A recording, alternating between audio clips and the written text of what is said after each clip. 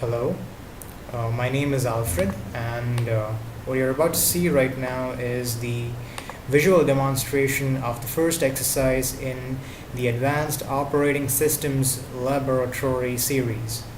So, the first exercise here is the Lamport's logical clock. So, what is a Lamport's logical clock? It is also an algorithm that is used to determine the order of events in a distributed system. So they have three special cases, that is happen before relation, causally related events, and concurrent events.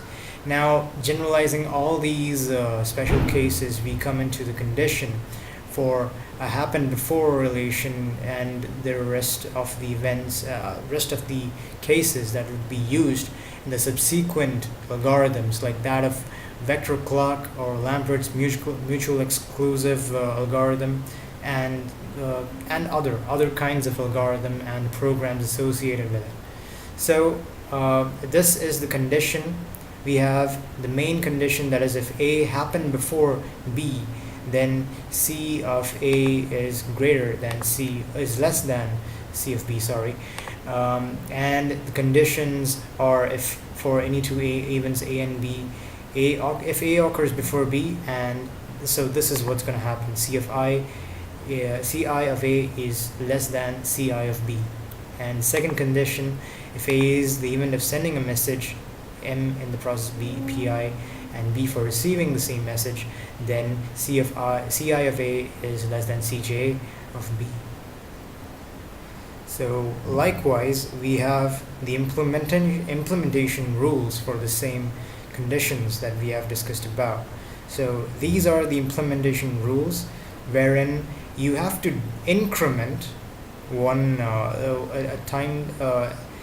so-called timestamp, or the succession of an event, a relation between one event in one process to another of the next process.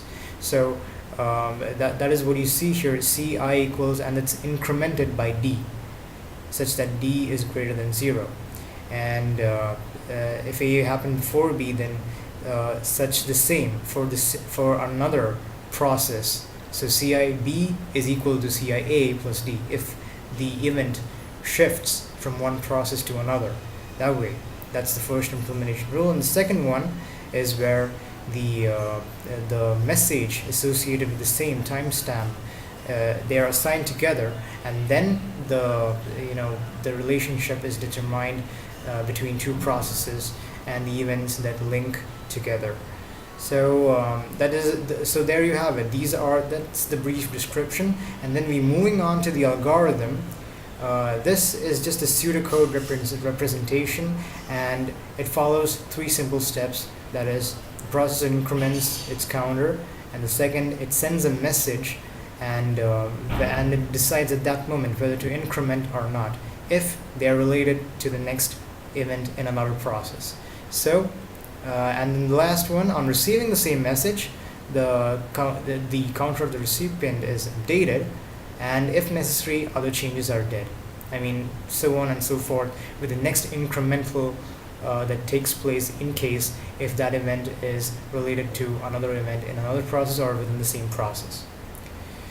So there you have it, and moving on, we have the program. So I'm going to show it to you on my it's my Eclipse IDE.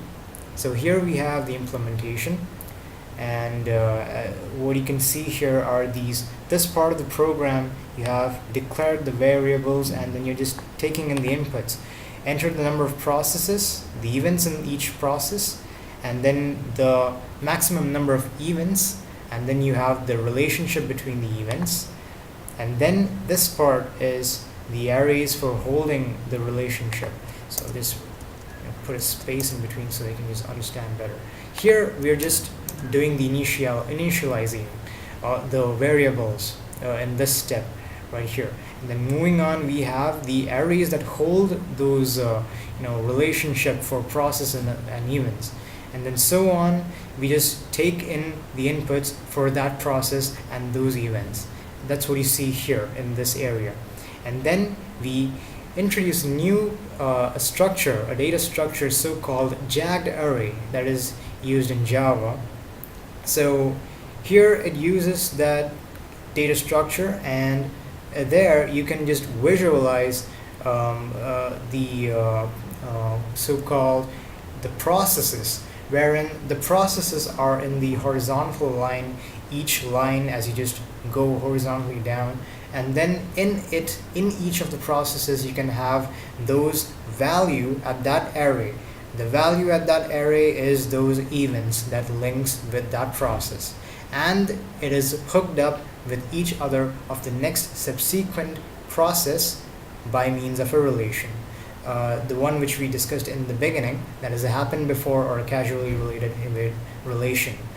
So moving on, we have the timestamp assignment, and then the real logic where you just move and go on and forth into incrementing the values, and that by you just go on forward with this logic in a loop.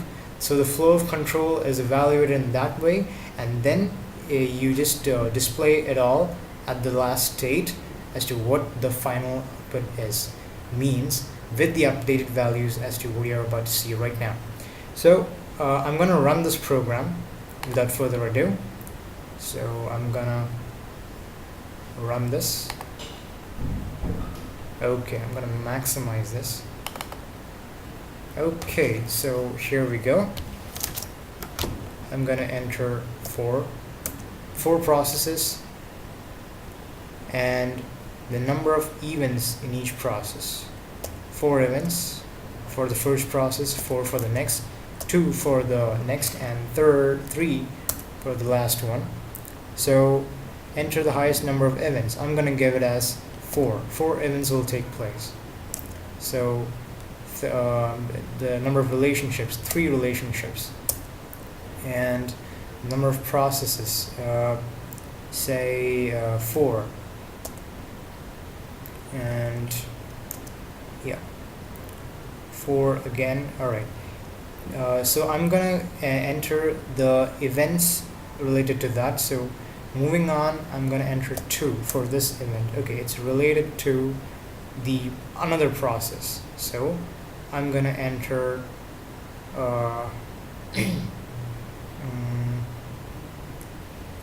2, 3. Okay, enter another event. I'm gonna get 1. Enter another. That's 3, 1, and 2, 2, 2, 2,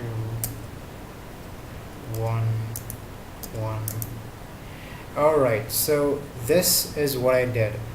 So this is the updated values. Now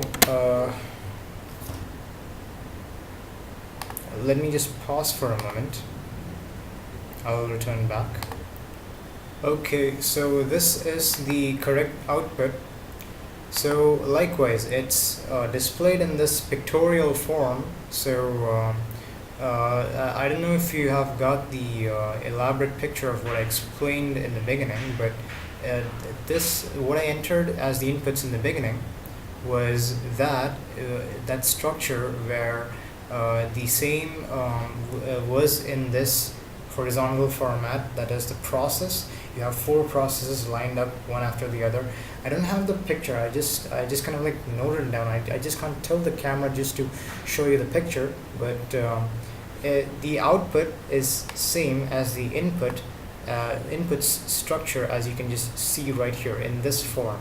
So what happened here is when I entered these inputs at every turn, those input values and the relationships between them and are those values that got updated in and as you can just see here in those values that just got incremented at that moment using the same algorithm over here in this output.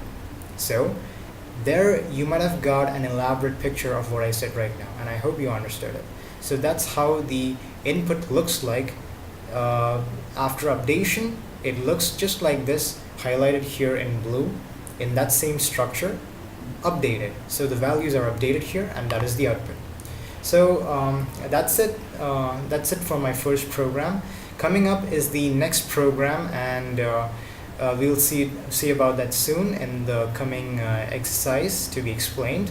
Thank you for watching this video demonstration for the first exercise, and thank you very much. That's all. Thank you.